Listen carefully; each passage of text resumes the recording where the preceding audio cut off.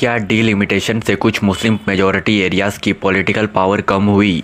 Delimitation का मतलब election constituencies की बाउंड्रीज को रीड्रॉ करना। इसका ऑफिशियल रीजन होता है पॉपुलेशन बैलेंस और इक्वल वोटर्स रिप्रेजेंटेशन बनाना। लेकिन कई ओपोजिशन पार्टीज और एक्टिविस्ट इस प्रोसेस पर सवाल उठाते हैं। सबसे ज्यादा डिबेट असम डीलिमिटेशन के बाद देखने को मिली थी। क्रिटिक्स का कहना है मुस्लिम मेजॉरिटी एरियाज को नए बाउंड्रीज में डिवाइड किया गया।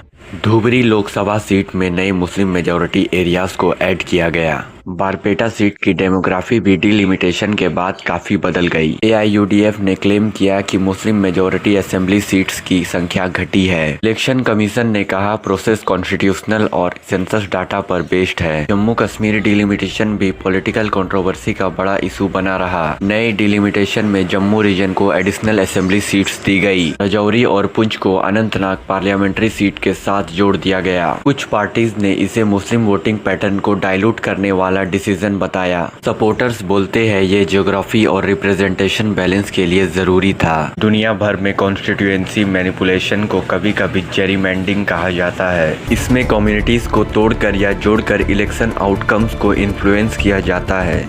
क्रिटिक्स कहते हैं माइनॉरिटीज की कलेक्टिव वोटिंग पावर इससे वीक पड़ सकती है, लेकिन government usually equal population and administrative convince का रीजन देती है। बाउंड्रीज चेंजेस के बाद कई सीट की कास्ट और रिलीजियस डेमोग्राफी बदल जाती है। इसका डायरेक्ट इम्पैक्ट इलेक्शन रिजल्ट और कैंडिडेट सिलेक्शन पर भी पड़ता है। इसी वजह से डिलिमिटेशन इंडिया में हमेशा पॉलिटिकल डिबेट का हिस्सा रहा है। क्वेश्चंस ये है फेयर रिप्रेजेंटेशन और पॉलिटिकल स्ट्रेटेजी के बीच बैलेंस कैसे हो? क्या डिलिमिटेशन सिर्फ पॉपुलेशन बैलेंस है या पॉलिटिकल पावर? आपको क्या लगता है? कमेंट करके अपनी राय जरूर बताएं।